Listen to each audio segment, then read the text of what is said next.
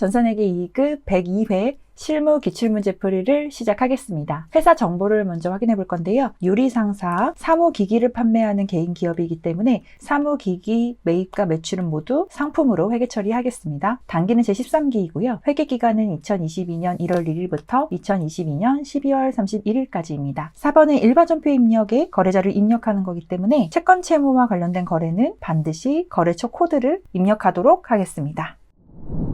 1번입니다. 7월 6일 거래이고요. 영업부 직원들의 직무 역량 강화 교육을 위한 학원 수강료 10만 원을 보통예금 계좌에서 이체해서 지급하다. 교육과 관련된 비용은 모두 교육훈련비로 판매비와 관리비 처리를 했었습니다. 비용 발생은 차변이죠. 차변에 교육과 관련된 비용, 교육훈련비라는 비용이 발생하고요. 금액은 총 10만 원 발생하겠습니다. 대금 지급은 보통예금 계좌에서 이체해서 지급했기 때문에 대변의 보통예금이라는 자산이 10만 원 감소하는 거래가 되겠습니다. 2번입니다. 8월 2일 거래이고요. 강남 상사로부터 임차해서 영업정으로 사용하던 건물의 임대차 계약이 만료가 되어서 보증금 1억 원을 보통예금 계좌로 돌려받았다. 단 보증금의 거래처를 기재할 것. 먼저 보증금은 임차 보증금과 임대 보증금이 있는데 영업점으로 사용하던 건물의 임대차 계약이 만료가 되었기 때문에 사용을 했었습니다. 그렇다면 빌려와서 사용을 한 거겠죠. 임차 보증금에 해당이 되고요. 임차 보증금은 기타 비유동 자산에 해당이 됩니다. 기타 비유동 자산에 해당이 되고요. 채권이기 때문에 반드시 거래처명을 입력해야 하는 계정 과목이 되겠습니다. 거래처명은 강남 상사가 되겠고요. 계약이 만료가 되어서 자산을 돌려받은 경우가 됩니다. 그렇다면 자산이 감소가 이루어지기 때문에 자산의 감소는 대변이죠. 대변에 임차 보증금, 임대차 계약 만료돼서 보증금을 받았기 때문에 자산 감소되고요. 임차 보증금은 거래처를 반드시 입력하라고 했으니 거래처는 강남 상사도 함께 기재해 주도록 하겠습니다. 금액은 1억 원이 되겠고요. 대금 횟수를 보통예금 계좌로 돌려받았기 때문에 차변의 보통예금이라는 자산이 증가하겠습니다. 1억 증가하겠고요. 임차보증금은 자산인데 자산을 돌려받은 경우이기 때문에 자산이 감소가 이루어져서 대변의 임차보증금 기재해야 된다는 거 기억해 주시면 되겠습니다. 3번입니다. 8월 29일 거래이고요. 거래처의 신규 매장 건설을 축하하기 위해서 영업부에서 거래처 선물용 화분 30만 원을 구입하고 사업용 카드, BC카드로 결제하였습니다. 카드 매출잔표가 나와 있는데요. 합계 금액을 확인해 주시기 바랍니다. 거래처와 관련된 비용은요. 기업 업무 추진비라는 예전에 사용했었던 접대비가 기업 업무 추진비로 변경이 되었는데요. 기업 업무 추진비로 회계 처리를 합니다. 거래처 선물용 화분이기 때문에요. 차변에 기업 업무 추진비라는 판매비와 관리비가 발생하게 되겠죠. 금액은 총 합계 금액을 확인해야 하고요. 합계 금액 30만 원 비용 발생하고 결제는 BC카드로 결제했기 때문에 아직 대금 지급을 하지 않은 카드회사로 아직 대금 지급을 하지 않았죠. 그렇기 때문에 미지급금이라는 부채로 처리를 합니다. 미지급금은 반드시 거래처를 입력해야 되는 채무에 해당이 되죠. 카드회사를 입력해 줘야 됩니다. BC카드까지 함께 기재해야 하고요. 금액은 차변과 동일하게 30만 원이라는 유동부채가 증가하게 되겠습니다. 4번입니다. 9월 6일 거래이고요. 희정은행에 정기예금에 가입하고 보통예금 계좌에서 1,000만 원을 이체하였습니다. 보통예금 계좌라는 입출식 예금에서 희정은행이 정기예금에 가입을 한 거기 때문에 보통예금의 잔고는 감소하고요. 정기예금의 금액은 증가하게 되겠죠. 정기예금과 보통예금 모두 당좌 자산에 해당이 되고요. 차변의 당좌 자산의 증가, 대변의 당좌 자산의 감소가 이루어지겠습니다. 차변의 정기예금의 금액은 1,000만 원, 당좌 자산 증가하고요. 대변의 보통예금 계좌에서 이체해서 줬기 때문에 보통예금에는 1,000만 원이 감소하게 되겠습니다. 5번입니다. 9월 20일 거래이고요. 부산 상사로부터 상품 100만 원을 매입하고 대금 중 60만 원은 수표를 발행해서 지급했고요. 나머지는 현금으로 지급했습니다. 상품을 매입한 거래죠. 그렇다면 상품이라는 재고 자산이 증가하겠네요. 자산의 증가는 차변에 100만 원 상품 증가하겠고요. 대금 지급은 수표를 발행해서 60만 원 지급했습니다. 수표는 현금인데요. 수표 뒤에 발행이라는 글씨가 같이 있다면 당좌 예금으로 회계 처리를 해줘야 됩니다. 당좌 예금으로 60만 원 회계 처리해 줘야 되고요. 나머지는 현금으로 지급했기 때문에 100만 원에서 60만 원을 차감을 하면 현금 금액이 얼마가 될까요? 40만 원이 되겠습니다. 6번입니다. 9월 30일 거래이고요. 9월 중 입사한 영업부 신입사원 김하나의 9월분 급여를 다음과 같이 보통예금으로 지급하였습니다. 급여는 반드시 확인해야 될 게 공제 합계 금액인 급여에 포함된 세금을 처리하는 예수금 금액을 확인해 줘야 되고요. 예수금 금액을 차감한 나머지 총 얼마 지급했는지도 체크를 해줘야 되고 총 급여 금액도 확인해 줘야 됩니다. 급여 명세서에서는 반드시 확인해야 될 금액이 이렇게 합계 금액 3개라는 거 기억해 주시고요. 분개해 볼게요. 급여를 지급한 거래이기 때문에 급여라는 판매비와 관리비가 발생합니다. 급여의 총 합계를 기재해야 하고요. 급여는 75만 원이 되겠습니다. 급여 75만 원을 모두 다 김하나 사원이 받는 것이 아니죠. 예수금 공제되는 합계 예수금 금액을 차감하고 받게 됩니다. 소득세부터 시작해서 기타 공제까지 이 금액이 모두 공제 합계 금액이 됩니다. 공제는 원천징수 혹은 예수금이라고 하는데요. 계정 과목으로 하면 예수금이 되죠. 급여에 포함된 세금을 부르는 계정 과목입니다. 예수금이 6,000원이 되겠고요. 예수금을 차감한 잔액을 보통예금으로 지급을 했기 때문에 회사 입장에서는 보통예금이라는 계좌 잔고가 줄어들겠죠. 계좌 잔액이 74만 4천원 감소하게 되겠습니다. 예수금은 부채이고요. 유동부채가 증가했습니다. 부채가 증가한 이유는 예수금은 세무서에 납부해야 될 세금이죠. 그렇기 때문에 아직 납부는 하지 않아서 예수금이라는 부채는 증가한 경우입니다. 기억해 주세요. 7번입니다. 10월 11일 거래이고요. 사업장 건물의 피난시설 설치 공사를 실시하고 공사대금 300만 원은 보통예금으로 지급을 하였습니다. 피난시설 설치 공사는 건물의 자본적 지출로 처리해야 합니다. 영업용으로 사용하던 유형자산을 공사했을 경우에 회계 처리하는 방법이 두 가지가 있는데요. 자본적 지출로 처리하는 경우가 있고 수익적 지출로 처리하는 경우가 있습니다. 자본적 지출로 처리하는 경우는 가치가 증대되거나 내용연수, 사용할 것이라고 기대되는 내용연수가 증가한 경우입니다. 이렇게 가치가 증가하거나 사용할 것으로 기대되는 기간이 증가한다면 자산으로 처리를 해줘야 하고요. 자산 금액에 합산을 해줍니다. 수익적 지출로 처리하는 경우에는요. 현상 유지만 시켜주는 수리이거나 원상 복귀만 시켜주는, 원상 회복만 시켜주는 비용일 경우에는 비용으로 처리를 하는데요. 이때 비용으로 처리할 때 계정 과목은 수선비가 됩니다. 수리비랑 종종 헷갈리시는 분들이 있는데 수선비라고 꼭 기억해 주시고요. 수리비라는 계정 과목은 없습니다.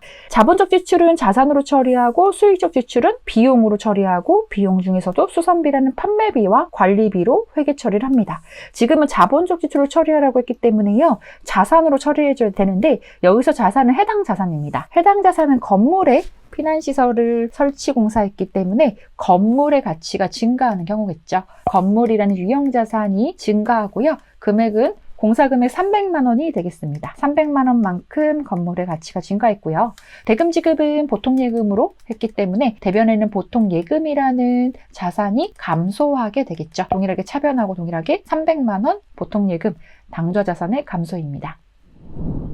8번입니다. 10월 13일 거래이고요. 미림전자의 파산으로 인해서 미림전자에 대한 외상매출금 260만 원을 전액 대손 처리하기로 했습니다. 대손 처리 시점의 외상매출금에 대한 대손 충당금 잔액은 30만 원이 되겠습니다. 대손은요, 받아야 될 자산이 있는데 거래처의 자금 사정으로 인해서 받지 못하게 되는 손해가 난, 손실된 금액입니다. 손실 처리를 하기로 했는데요. 외상매출금은 받아야 될 채권이고요. 자산 중에서 당좌자산에 해당이 되는데 당좌자산은 반드시 회수를 해야 되는데 회수를 할 수 없도록 파산이 되었습니다. 그래서 대손 처리를 해야 되는데요. 대손 처리할 경우에는 기업 입장에서는 비용이 발생한 거기 때문에 대손 상각비라는 판매비와 관리비로 회계 처리를 하는데요. 대손 상각비는 비용이죠. 비용의 역할은 기업의 당기순이익을 감소시키는 역할을 합니다. 비용이 많으면 많을수록 당기순이익이 감소되겠죠. 당기순이익이 감소되는 건 기업 입장에서 좋지 않기 때문에 대손상각비를 최대한 줄이고자 대손충당금이라는 차감적 평가 계정을 설정을 합니다. 대손충당금을 설정을 하게 되면 이 금액만큼은 비용 처리를 하지 않아도 되기 때문에 비용이 발생하지 않아요. 혹은 비용이 적은 금액으로 발생하게 되죠. 그렇기 때문에 기업 입장에서 당기순이익을 조금이라도 더 증가시키는 역할을 합니다. 그렇다면 지금 분개를 하면요. 외상매출금 260만 원을 못 받게 됐기 때문에 외상매출금이라는 자산은 감소하게 됩니다. 받을 수 없게 됐으니까요. 줄어드는데요. 감소하는 금액은 총 260만 원이 되겠죠. 이 외상매출금을 회수했어야 되는데 파산으로 인해서 못 받게 됐기 때문에 자산이 감소되고요. 외상매출금은 채권이기 때문에 반드시 거래처명을 입력해야 되죠. 거래처는 미림전자라고 꼭 실기 프로그램에 거래처 코드 조회에서 꼭 입력해 주시고요. 미림전자입니다. 차변에는 대손상각비라는 비용으로 260만 원 회계 처리를 했어야 되는데 비용은 당기순이익을 감소시키는 역할을 하기 때문에 당기순이익을 감소시킨다는 건 기업에게 좋지 않은 영향이기 때문에 당기순이익이 높아야 기업의 가치도 같이 높아지겠죠. 그래서 영업활동에 대한 이 결과가 손익계산서를 작성했을 때 당기순이익이 감소하기 때문에 대손상각비를 최대한 줄이려는 노력으로 대손충당금 잔액이 30만 원 설정해 놓은 게 있다고 합니다. 그렇다면 대손충당금 잔액부터 먼저 외상매출금을 충당할 수가 있어요. 30만 원만큼은 비용 처리하지 않아도 괜찮습니다. 외상매출금이 260만 원에서 30만 원을 충당, 거래처가 자금 사정이 좋지 않아서 파산할 것으로 예상이 되어서 30만 원을 미리 설정해 놓은 금액을 차감을 하고요. 나머지 금액 230만 원만 비용 처리를 하면 됩니다. 이렇게 되면요. 비용이 원래 260만 원이었을 텐데 230만 원이기 때문에 당기순이익이 30만 원은 감소되지 않습니다. 반대로 증가하게 되겠죠. 이익이 증가되는 게 회사 입장에서는 좋은 현상이 되겠죠. 30만 원만큼은 비용 처리를 하지 않아서 기업 입장에서는 좋은 현상이어서 대손충당금 잔액은 많으면 많을수록 좋은데요. 대손충당금은 거래처 자금 사정에 따라서 많이 설정할 수도 있고 적게 설정할 수도 있기 때문에 결론적으로 보면 기업의 자금 사정이 많이 좋지 않다면 많은 금액을 설정을 해놓겠죠. 4-8번 같은 문제는 매회 등장을 하는데요. 거래처의 자금 사정으로 인해서 파산할 경우에 받아야 되는 채권을 회수하지 못했을 경우에 처리할 때는 대손상각비이지만 대손충당금 잔액이 있다면 먼저 충당 금액을 차감을 하고 나머지 금액만 비용 처리하면 된다는 거 기억해 주시면 되겠습니다. 5번 전표 수정 보겠습니다. 일반 전표 입력 메뉴에 입력이 되어 있고요. 오류가 발견되어서 오류 발견된 전표를 수정하거나 삭제하거나 추가하는 정정하는 문제가 되겠습니다. 채권 채무와 관련된 거래는 반드시 거래처 코드를 입력해야 한다는 거 기억해 주시고요. 5-1번 보겠습니다. 7월 9일 거래이고요. 인천시청에 기부한 현금 20만 원이요. 세금과 공과로 회계 처리되었음을 확인하였습니다. 기부는요, 영업활동하고 관련이 없는 영업 외 비용인데요. 영업의 비용이 발생한 경우이기 때문에 차변에 기부금이라는 영업 외 비용으로 회계 처리를 하고요. 20만 원 기부했죠. 20만 원이 비용 발생합니다. 기부를 현금으로 했기 때문에 현금이라는 자산도 감소하게 되겠습니다. 대변은 현금 20만 원이 되겠습니다.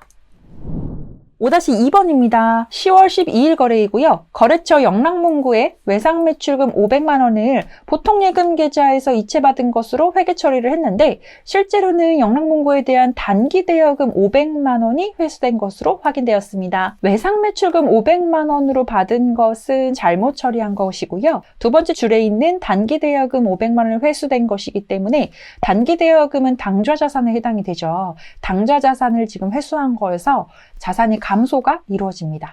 단기대여금이 증가하는 경우에는 대여를 해줬을 경우이고 지금은 대여금을 회수했죠. 그렇다면 더 이상 받을 대여금이 없기 때문에 자산은 감소하게 되는데요.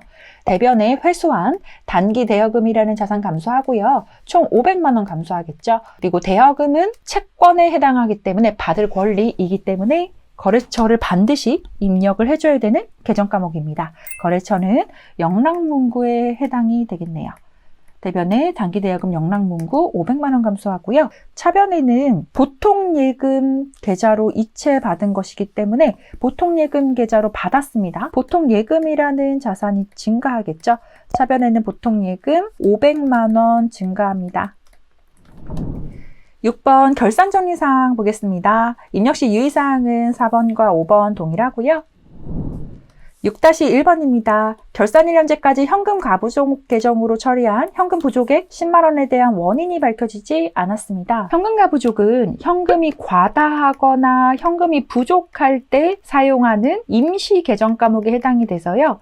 12월 31일에는 반드시 원인을 판명을 해서 정리하는 결산 정리 분계를 해줘야 되는데요. 원인을 밝혀지지 않았습니다. 원인이 밝혀지지 않았을 때는요, 잡손실이나 잡이익으로 회계 처리를 해줘야 되고요.